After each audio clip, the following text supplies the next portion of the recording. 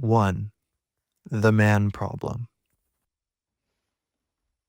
Hi. Today's topic, the male loneliness epidemic. I feel like everybody's talking about the male loneliness epidemic these days. People have even written books about it. So for that reason, I feel like I don't have to explain what it is, but I'll tell you the basics just to make sure everyone's on the same page. Basically, a lot of young men suffer from being lonely. You might have guessed from the name. And the reason for this is that we have this cultural idea of what masculinity should look like, fed to us through media or our parents, any type of socialization. Boys don't cry.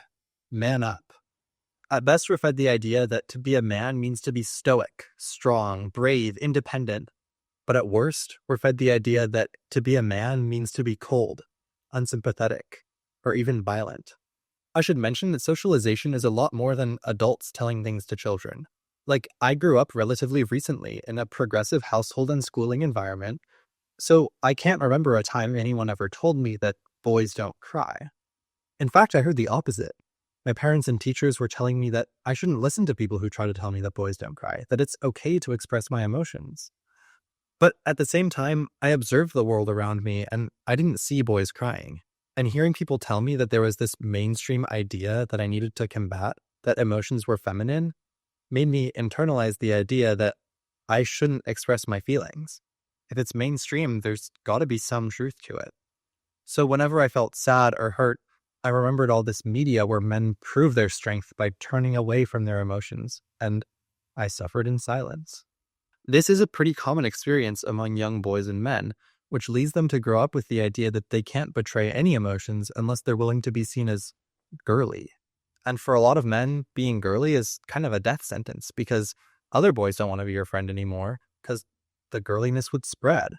And so we get this situation where there are some loser soy boys with no real friends and some cool guys also with no real friends because they can't be vulnerable to their real friends at the risk of being sentenced to the soy boy guillotine.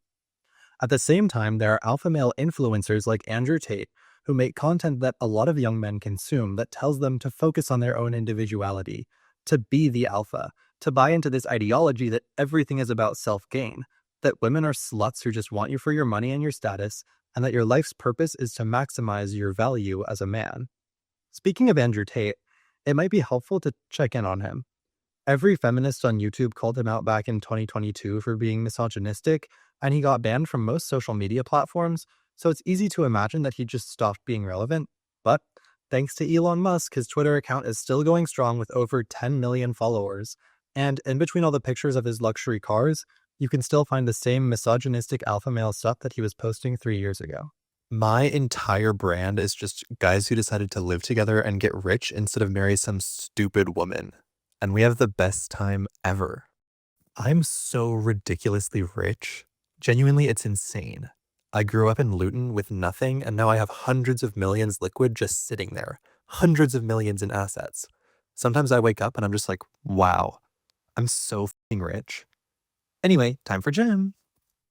New York City rapper Zeddy Will, 22, hosted a baby shower for all 5 of his pregnant baby mamas. Peak male performance. White man could never. Side note, some of these posts are hilarious if you don't understand the Andrew Tate vocabulary.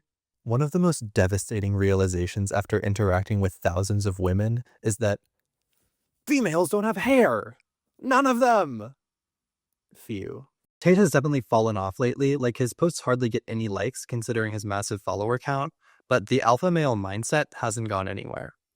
When I'm recording this video, the alpha of the month is this guy, Ashton Hall, whose absurd morning routine garnered a ton of attention on social media. Like Andrew Tate, he focuses on maximizing income and minimizing human interaction. The morning routine video that went viral features one conversation with another man about like the profit margins. So looking at it, bro, we got to go ahead and get in at least 10,000. And his girlfriend never speaks to him. She just hands him luxury water and breakfast from outside of frame. I'm losing track of the main point here, which is that it sucks that men are sad and lonely. Or are they? When you look at the data, loneliness isn't really a man thing. It's more of a young people thing. A lot of young people are spending more time online, which comes at the price of fostering and maintaining strong in-person relationships. And this was only made worse by the COVID-19 pandemic. But it's undeniable that men have a problem. There aren't very many alpha females. If you talk to men's rights activists, the first thing they'll bring up is how men have a much higher deaths of despair rate than women. Deaths of despair being deaths by suicide or drug or alcohol overuse. So the man problem is real, but it's not exactly loneliness.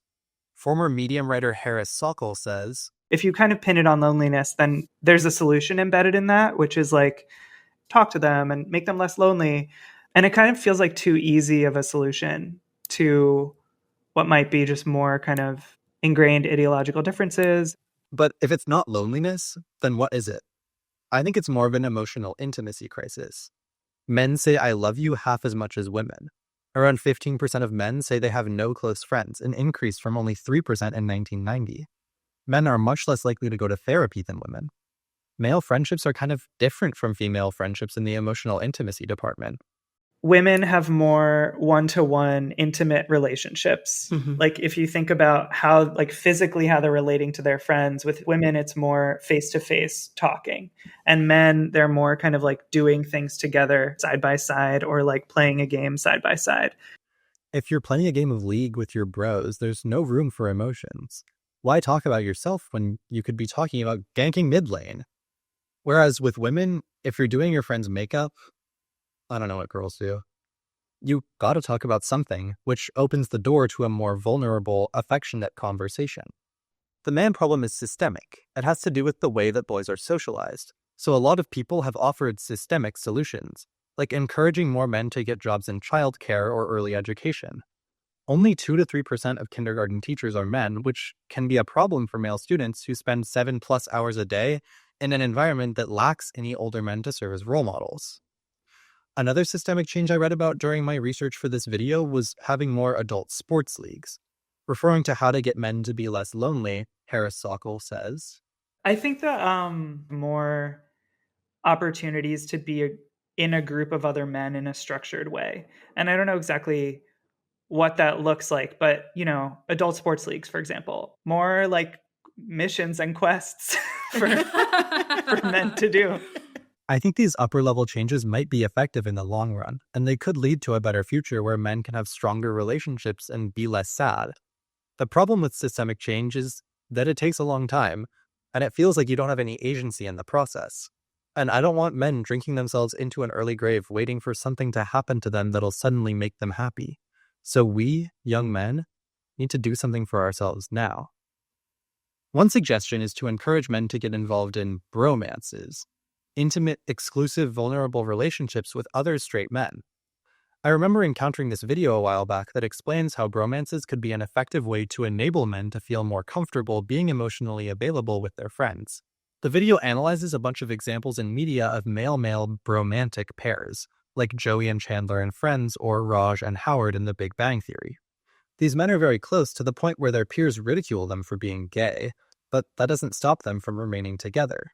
And because of their tight bonds, these men are capable of regulating their emotions and avoiding the dangers of hard masculinity. The video essayist explains that these TV bromances can serve as a blueprint for real-life relationships. If the problem is that men aren't having emotionally fulfilling relationships, the solution is to start having them. Surrender your shame and tell bro you love him. And that seems like a reasonable solution to me, so why don't we give it a try?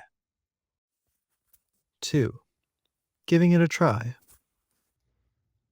So I had this friend in my sophomore year. I'll call him Hugh for the sake of anonymity. And our friendship was pretty normal. We'd eat lunch together, find each other during the time in between classes, and talk. Near the end of the year, I remember we went to a bookstore together and he recommended a book to me, and I bought it. By the time junior year rolled around, we were starting to get closer. We were both involved in the fall play, so we'd spend an hour and a half together every afternoon in rehearsal. And spending all the time together made me realize that I was starting to catch feelings. Our friendship didn't really start to escalate until that winter. I remember the two of us and one other friend went ice skating together, and it was an outdoor rink, and I'd forgotten to bring gloves, so my little hands were freezing, and he offered to hold my hand to keep me warm while we skated. We went a few laps around the rink together, hand in hand. Another time, the two of us were working on a project together for a club that we were both involved in over winter break, and we decided to put on some music while we worked. When Dear Future Husband by Meghan Trainor came on, he pointed at me and went, "Future husband, that's you." And from that day forward, he just referred to me as his future husband. We were playing a married couple in the school musical. On New Year's Eve, one of our friends had a little get-together and both of us showed up. We decided to stay the night because we figured it might not be safe driving home in the middle of the night when a lot of people had probably been drinking. Unfortunately, the friend whose house we were at didn't accommodate a bunch of people sleeping over, so the four of us, me, Hugh, the friend whose house it was, and one other friend, all had to sleep on the same couch. Both of our friends who were there were girls, so we kind of split up based on gender, with Hugh and me on one side of the couch and our two friends on the other. At first we were trying to fall asleep facing each other, but because there was so little room, I told him that I was going to turn around to make the shape of our bodies more space efficient, and he was like, "What, do you want me to spoon you or something?" And of course I said yes. I'm taller than him, so it was kind of odd, and eventually we switched positions so I was the big spoon by the end of the night, but he just fell asleep there in my arms. Even though I never said it out loud, all of our friends knew I had feelings for him. Some of them even shipped us. Like, one time the two of us were studying alone in an empty classroom, and a friend walked up on us and went, "Oops, almost caught the two of you making out again." To be clear, we weren't making out. Another time, he and I and two of our friends were on a FaceTime call late at night, and the other friends thought we had both fallen asleep already, but I was still awake. And they were talking about how they should leave the call because, it's going to be so sweet when they wake up on the same call tomorrow. All of a sudden, it was February, and Valentine's Day was only a couple weeks away. I'd never had a date on Valentine's Day before, but this year would be different. Surely he'd say yes to me. I'd accumulated all this evidence that my future husband liked me back. I was just certain that he had to. On February 6th, he and one of our close friends pulled me out of rehearsal for the school musical to talk to me. Why was she here?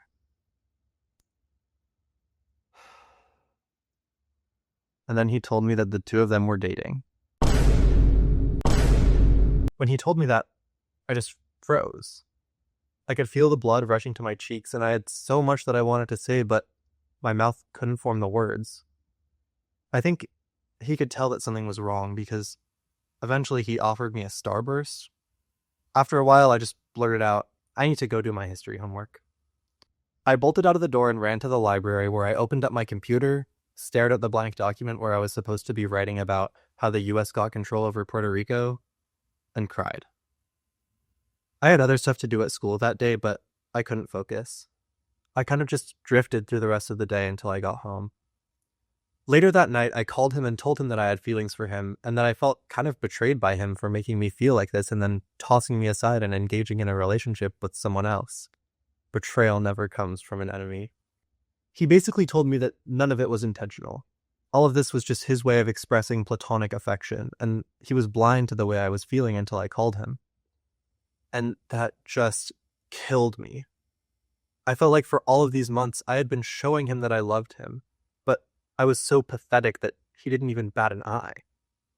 I think on a subconscious level, I felt like if I had just loved him more, he could have loved me back, which obviously doesn't make any sense, but that's kind of just how human emotions work. A lot of things don't make sense. I was so heartbroken from the whole experience that the next day I almost crashed my car in the parking lot because my vision was so clouded because of the tears in my eyes. I listened to Illicit Affairs by Taylor Swift on repeat for the next several months. It was bad. The only things that my Spotify Wrapped confirmed were that I was very sad for most of the year, and that I coped with it by listening to Taylor Swift. Every moment I spent alone, I overthought everything that I did wrong, everything that I lost, everything that could have been. And because it launched me into a little depression spiral, I started spending a lot of time alone. And when I wasn't alone, I was at school, where I would constantly bump into Hugh and his new girlfriend, which obviously her. And I couldn't really avoid them. We were both in the school musical, so I had to be around him every day after school. Before opening night, I found a secluded place backstage, put my head in my knees, and I just wept. For a long time, it was like the life that I had known was over. 3. Bromance. The reason I brought up that story is because I want to make it clear that the bromance thing didn't work for me. It isn't possible to just delete the stigma that close men equals gay. And I'm gay, so I should know better than anyone that doesn't mean I just want to have a close friend. But that didn't protect me from thinking he was more than my friend. It feels gay to be close to another man in that way. Holding his hand, saying you love him, calling him your future husband, whatever. Which is different from the friendship dynamic I have with women. And part of that probably is that I'm just not attracted to women, but I've noticed that I'm much more likely to hug my female friends or tell them that I love them than I am to my male friends. I'm also a lot more comfortable having emotions around women. In the aftermath of the Hughes situation, I needed a lot of support from my friends, and the friends I reached out to were women.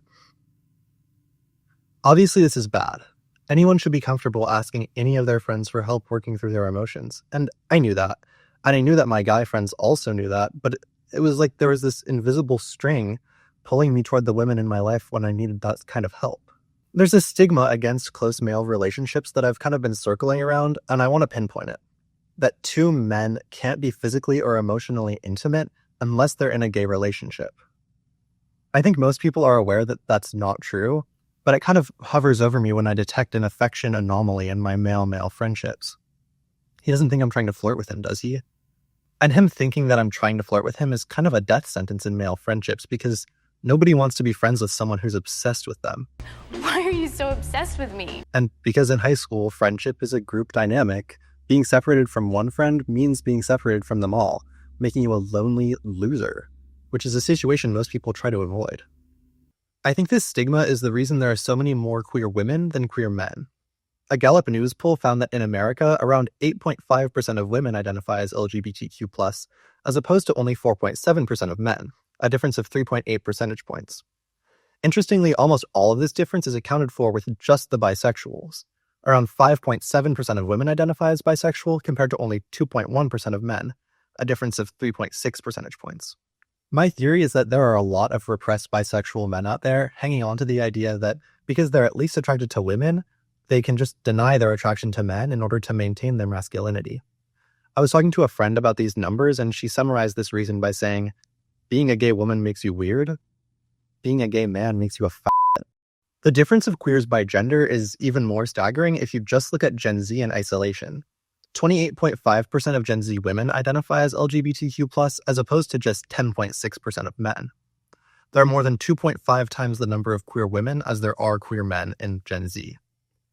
These numbers are much higher for Gen Z than they are for other generations because queer visibility is on the rise, and it's the highest it's ever been in America, though we'll see what Donald Trump has to say about that. Interestingly, the numbers of queer women are significantly larger for every category, not just bisexuals, though they do make up the largest difference, both in terms of percentage points, 13.8 percentage points, and in terms of the difference in proportion, by which I mean that for every one bisexual Gen Z man, there are 3 bisexual Gen Z women. I think this difference is largest in Gen Z because young people, especially young men, tend to want approval from their peers, and by denying their queerness, they can be a real man. I've heard people say, male identity or masculinity, if you prefer, is somewhat more socially constructed than female is. And this is why. Feminism has shown us that all sorts of women are important, valuable, and real women, without coming at the price of their femininity. There are traditional housewife-type women and business women and women in academia, and all of them are seen as 100% valid by society. Mostly. Hashtag women in male fields. Even in male-dominated fields, people might think that a woman's presence is unusual, but they won't think she's less of a woman for working in finance or whatever. But for men, when we think about what masculinity looks like, there's basically one archetype, the alpha male. He's strong, he's rich, he's emotionless, he's dominant. Any other type of man is less masculine. Think about all of the gay jobs men can have. Teacher, actor, nurse, artist, hairdresser. None of these jobs make someone gay, but they all sort of have a gay vibe. And up until now, we've been running under the assumption that straight men are afraid to be seen as gay because of its social price, but that assumption comes with a ginormous asterisk that I haven't spoken about till now. 4. Why are straight men so gay?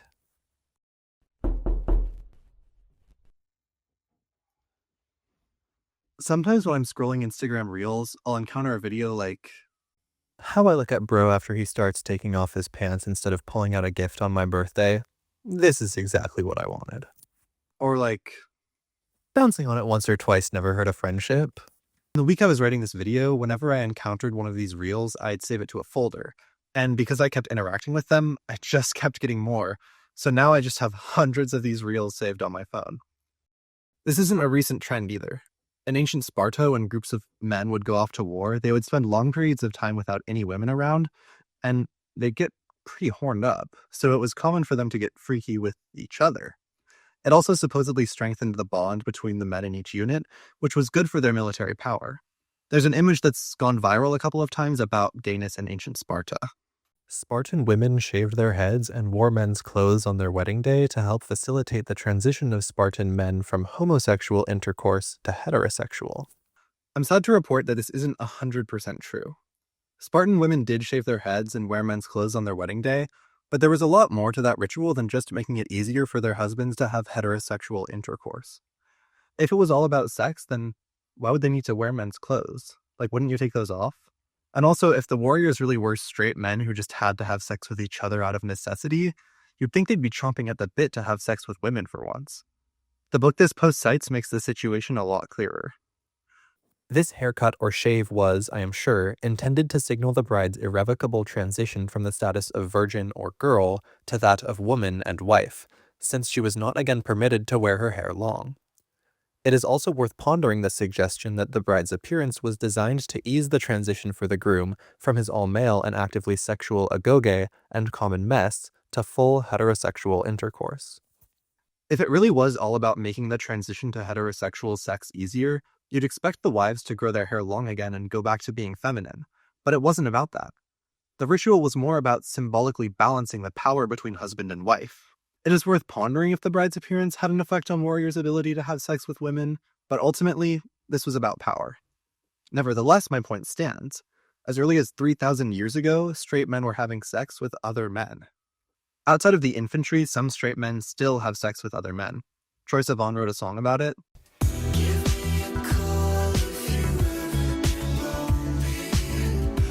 An article entitled, "Why Do Some Straight Men Have Sex with Other Men?"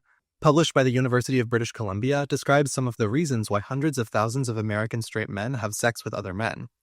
They outlined 3 key drivers for this behavior. First, it's not cheating if it's with another man. And yes it is. But I find it interesting that a lot of men think that it isn't. The article describes it as a loophole in the marriage contract. To me, this seems like homophobia, plain and simple. Sex with men isn't cheating because gay sex isn't real sex. The next reason some straight men have sex with other men is that women are too clingy. A lot of men worry that if they agree to sex with a woman, they're also agreeing to a lot more than that. They don't want their hookup to wake up beside them the next morning and want stuff. These men want sex and only sex, so they admire the simplicity of how gay men can just download Grindr, hook up with a stranger, and then go on with their lives. If they want to have sex with a woman, they might have to buy her dinner first or take her to a movie or something. But with other men, they can narrow the interaction down to just the main point. The last reason the article outlined had to do with bottoming. Basically, it's emasculating to get pegged by a woman because under patriarchy, men have assumed social power over women, but penetration is a dominant act of asserting power. If a man gets pegged by a woman, he might feel like he's failed as a man. But if he gets penetrated by another man, his ego can remain intact. If 2 men have sex, someone has to do the penetrating, usually, so it's more okay to be the less powerful partner. It's super easy to be skeptical about just how heterosexual these men are. I talked about this article to a few of my friends, and they basically said, how can you be straight when you're inside another man? And I think that's fair. But let's put a pin in that for now. While I was doing research for this video, I stumbled across this Reddit post. I'm a 17-year-old guy and recently found out I might be bisexual. I go to an all-boys school and about 90% of my friends are male. I realized that whenever having sleepovers or hanging out, these guys ask some of the weirdest questions and do things that are very gay, yet they all have girlfriends. They grind on my lap, hump each other, kiss each other, talk about their dicks and asses, and just do a lot of weird shit. During a game, someone was asked who was the most likely to participate in gay sex or take a finger up the ass, and I got the least votes, probably because I don't play with them like that. But my question is, Do you think a lot more guys are willing to experiment despite them not saying anything? Or is this just normal guy shit? Because I can't bring myself to do things like that with other boys because I get uncomfortable. And there's really no agreement about why the men are acting gay, and the responses beneath the post. Youths today have a different attitude towards sexuality. They are likely straight but unafraid to play and be open with people of their same gender. Do they know you are bi? Maybe the dynamics change when they're with a gay guy. If the interactions are the same, maybe it's just a youth thing, a different era. In my humble opinion, straight boys are so fucking gay. Look at the military, many labor jobs, frats, etc. Dudes are dumb and horny and will do dumb and horny things regardless of who they prefer to fuck. Especially the dumber ones where they interact with the uninhibited ones. Jerk-off contests, dildo deep-throating. I almost always see this from straight boys, not gay. You just found out most straight men are not actually straight. Your friends are just performing a heterosexual lifestyle while still finding ways to express their love and desires for other men. This is extremely common between men who identify as straight. Are these guys straight? Are they gay and in denial? This is just so confusing. There's even discourse about whether the behavior itself is gay. Unless they're having sex with each other, then they're not acting gay. Gay sex isn't gay. Most people like sex. This conversation is just so fascinating to me. We like to imagine that gay and straight are these neat little boxes that we can just fit ourselves and others into, but when you get into it, no two people have the same definition of what's gay and what isn't. It might help if we just try to define the word gay. A lot of people in the queer community like to be super forgiving about how we define labels. Ex-philosopher and video essayist ContraPoints says, "If you're persistently attracted to people of the same gender and you identify with the word gay, then you're gay. If not, then you're not, and nothing you can do will change that." This is the prescriptive approach to defining words. We define the word in the way we want it to be used. The other way to define words is the descriptive approach, where we define a word based on how it's already used. As we saw in that Reddit post, the word gay can describe a lot of different things, like jokingly flirting with your guy friends or making innuendos about gay sex. People or behaviors are also sometimes called gay over things that have literally nothing to do with sexuality, like in that one Hillary Duff ad. Do you like this top? It's so gay. Really? Yeah, it's totally gay. You know, you really shouldn't say that. Say what? Well, say that something's gay when you mean it's bad. It's insulting. I think that the word gay should really have two definitions. First, it can be an adjective that refers to someone's identity. This is the ContraPoints definition. Gay is a matter of personal, psychological identity. Second, it can be an adjective that refers to a certain type of behavior, not a type of person. Gay behaviors could be things like wearing nail polish, speaking with your hands, having limp wrists, sleeping a till it. A person does not have to be gay to do gay things. I think it's analogous to terms like woman and feminine. Someone can be feminine without being a woman, so in the same way, someone can be gay behavior-wise without being gay identity-wise. A synonym of this version of the word gay could be zesty. I've observed a lot of younger people describing others as zesty when they mean that someone is acting in a way that you'd expect gay people to act. I'm definitely against the word zesty. It has a homophobic vibe to it. Like the top Urban Dictionary definition includes some homophobic remarks. I got you cupcakes. Oh my god, bro. Oh, hell no, man. What the fuck? But I think at its base, it just means gay, but referring to someone's appearance or behavior, not their identity. So the question, why are straight men so gay, refers to men's behavior, not their sexuality. It could be rephrased as, why are straight men so zesty? I think the answer to this question is that the behavior the Redditor described is actually straight. Now you might be thinking, what? How could that be straight? They're literally talking about gay sex. And you're right, they are.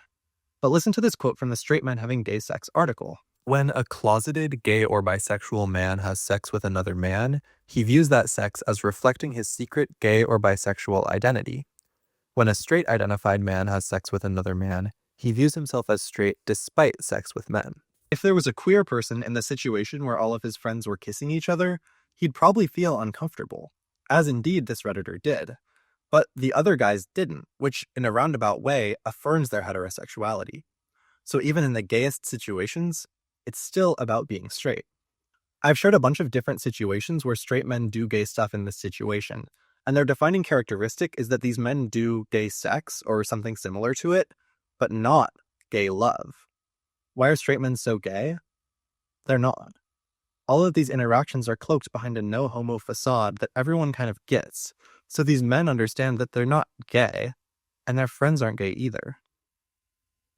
Okay, this closet is getting a little uncomfortable, so I think I'm going to find a better place. 5. MLM in fandom. There's this constant debate happening in a lot of fandoms about if two male characters are really gay. In the Jujutsu Kaisen fandom, people debate about whether Sato Sugu is canon, that is, whether Satoru Gojo and Suguru Geto were ever in a relationship or in love, or if they were just close friends. The same debate has happened in the Sherlock fandom, the Captain America fandom, Star Trek. In any fandom with two close male characters, this debate is bound to happen. YouTuber Alex Avila, whose channel used to be called Are They Gay?, used to make videos about this exact topic, dissecting the essence of relationships between characters in media to investigate if they were gay. I should point out that these videos aren't extremely serious. It feels like the point is more just to have fun with media analysis than to factually prove that a pair of characters must be queer. But I'm bringing it up just to show how widespread this debate is. Recently, this conversation has blown up in the Arcane fandom, where people have been arguing about the nature of Jayce and Viktor's relationship. It's the same conversation that's happened a million times in all these other fandoms, but I'll narrow it down to this one because I think it's an illustrative example of the trend. Spoilers for seasons 1 and 2 of Arcane. For some context, in Arcane, Jayce and Viktor are two collaborating scientists who both want to harness the power of Hextech, basically magic stones. They secretly work together to do research about Hextech. They make promises to each other about how they won't ever let Hextech get into the wrong hands. The intensity of their relationship peaks in Season 2, where Viktor is turned into Robot Jesus because of Hextech. In Episode 6, Jayce is super traumatized by a bunch of other stuff that's been happening and is going crazy, so he kills Viktor. Wait, I thought they were supposed to be in love. Later, Jayce time travels to a post-apocalyptic future where Viktor gives him a rune to prevent current Viktor from causing the apocalypse, and then Jayce goes back to the present and tells Viktor, turns out he's still alive, about the apocalypse situation, convincing him to abandon the plan. If that didn't make much sense, that's fine. My point is that these two characters have a complicated, intense relationship, and they share a lot of moments that a lot of fans take as evidence of their romantic connection. The most important and iconic of these moments happens in the last episode of the show. In all timelines, in all possibilities,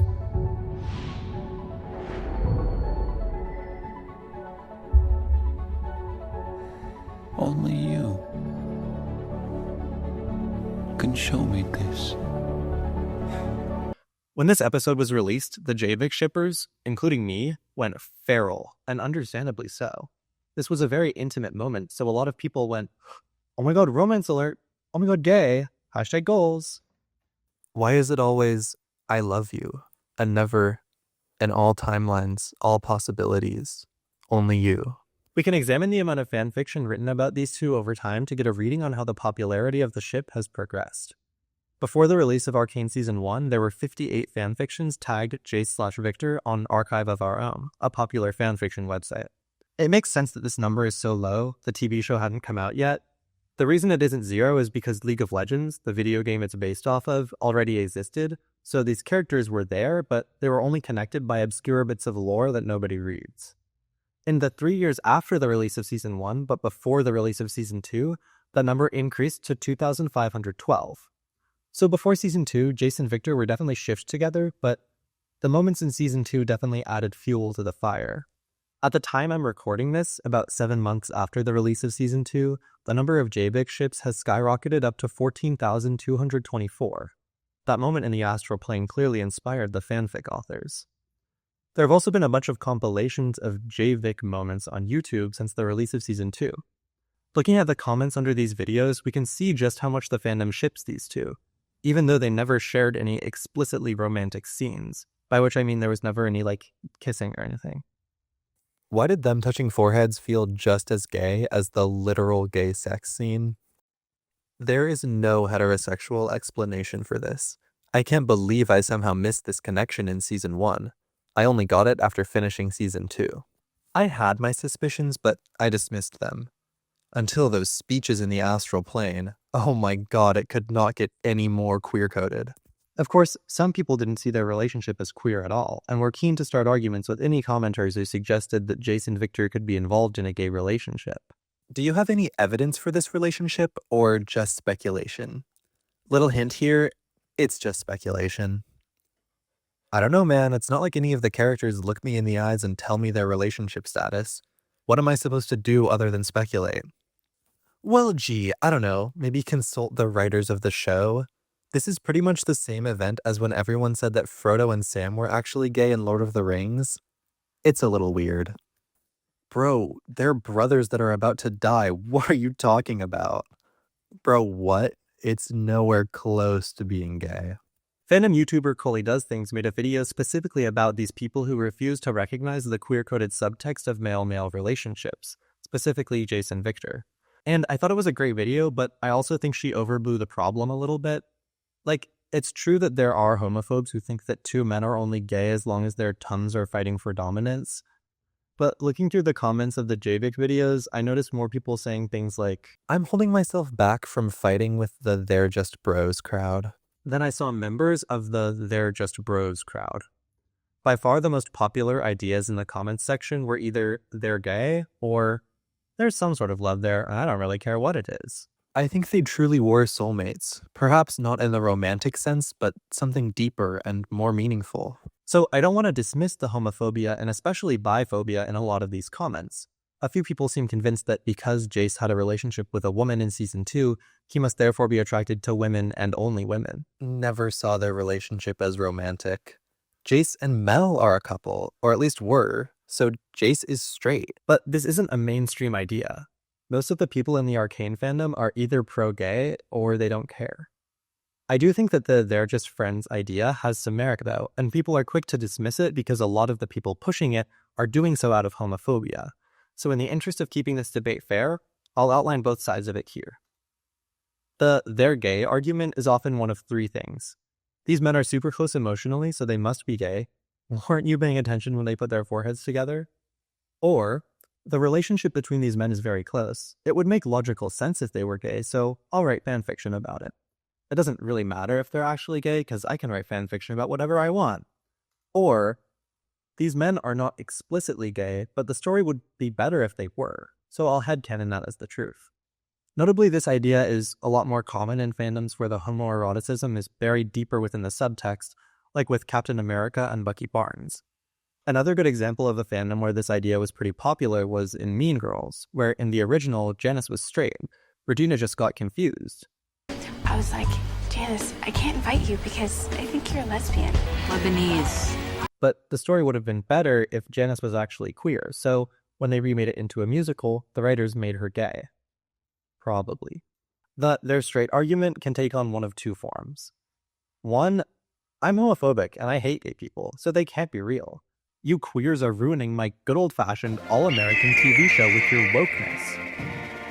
This is obviously stupid and also not an argument, so let's disregard it so that we can move on to the more good faith version of this argument. Just because two men are close doesn't automatically mean that they're gay. In fact, it's wrong to assume that two men must be gay just because they're emotionally or physically vulnerable with each other. You're the real homophobe for assuming that two men have to be gay in order to share a bond. Importantly, this argument is always a counter-argument. People only defend this position against the they're gay argument because straightness is seen as the default. I should mention that there's a third group of people who don't argue that they're friends or that they're in a romantic relationship, rather that they share some third type of bond. I want what they have. The queer platonic relationship between them is so natural and well written here.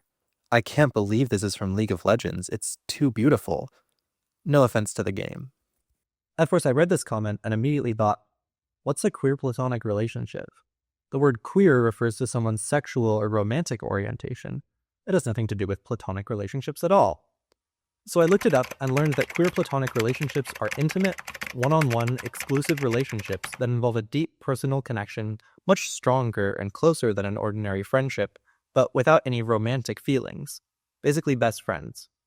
There's this cultural idea that romantic relationships are more valuable than platonic ones, that individuals should center their lives around finding a romantic partner. And recognizing queer platonic relationships as valid can help us understand that close bonds don't have to be romantic to be important. Like, isn't it kind of weird that married couples sleep in the same bed every single night for literal decades, whereas people basically never do that with their ordinary friends? Why do romantic relationships supersede platonic ones to such an extent? Circling back to the debate, who's right? Is the relationship between Jayce and Viktor gay and romantic? Is it straight and platonic? Is it queer platonic? And I know I've been explaining this debate for the last few minutes, but the answer is actually super simple. I don't care. And you shouldn't care either. Jayce and Viktor are not real. It doesn't matter what their relationship is. But I brought this up because people are obsessed with other people's relationships, both in fandom and in real life, and they shouldn't be. Whether Jayce and Viktor are gay matters just as much, or rather just as little, as whether any two people are gay, like your friends or neighbors or strangers. And the reverse of that is also true. Other people shouldn't care about whether your relationships with your friends are gay.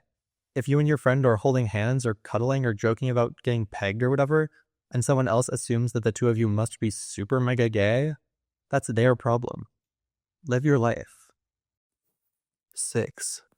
The solution. When I started this video, I was very anti-bromance because of my own experience with the whole ordeal. There are a lot of gay people in the world, and if we just tell straight men to start bromances with their friends, we're going to end up with a lot of me's. Male loneliness kind of feels like a straight guy issue, and queer men shouldn't have to suffer because straight men are sad. But I fell for a straight guy as practically part of the gay male rite of passage. This is the reason this isn't an anti-Hugh video. Blaming him for what he did to me amounts to nothing more than a conspiracy theory. Hugh isn't evil, and I know that because this is a common occurrence. It's a structural issue, not an individual one, so I'm interested in the structures that enabled him to do this. But the problem is that men need to have more emotionally fulfilling relationships, and our fandom discussion showed us that when two men get too close, a lot of people will view their relationship as gay. And this way of viewing relationships goes beyond just fandom. The video about bromance that I talked about earlier was called Homoerotic Bromances, but the relationships he described weren't homoerotic. Spoiler alert, Joey and Chandler never have sex and friends, and neither do any of the other men described in that video. The homoeroticism is only there by implication. These two men are close, so they must be gay. And that sucks, but it's kind of just the way that it is. I also need to call out the homophobia on display here. Men are only concerned with identifying what's gay and what isn't so that they can avoid the gay stuff. In a perfect world, men wouldn't be paranoid about presenting as the most heterosexual they could possibly be, but heterosexuality is a part of masculinity, so looking gay means failing at being masculine. And this isn't an exclusively straight man problem. I've had to navigate my way through the exact same mindset. How can I be both gay and a real man? When I started this video, I wanted to find a simple, individual level response to male loneliness, but I don't think that's possible anymore. Systematic problems need structural solutions. But maybe we can start those structural solutions on the individual level. And on the individual level, individual men need to understand that it's not gay to love your friends and to show them that you love them. That's why I'm against the term bromance in general. This may come as a huge surprise, but the word bromance is actually defined from the word romance. So there's a linguistic connection between platonic friendship between men and non-platonic romance between men. Like, when two women get close, they don't call it girl-mance. They call it friendship. In order to separate these two concepts, romance and friendship, I think we need to stop using the word bromance altogether. Because bromance isn't romance. Romance is passionate, it's hungry, it's desire, the search for your other half. It's completely different from a close friendship. It's a spiritual pursuit. So when we talk about bromance, we're conflating two entirely separate things. I prefer the term queer platonic because what we've been describing as bromance really is something entirely different, both from a friendship and from romance. It's strong but not ardent, affectionate but not fervorous. So my advice to men is this. Be as close to your bros as you want. Tell them you love them, give them bedtime kisses. But be very intentional and honest with yourself and each other about what you want from your relationship. Is it queer platonic? Is it friendship? Is it romance? Because only by understanding these questions will you be able to find fulfillment in your relationships.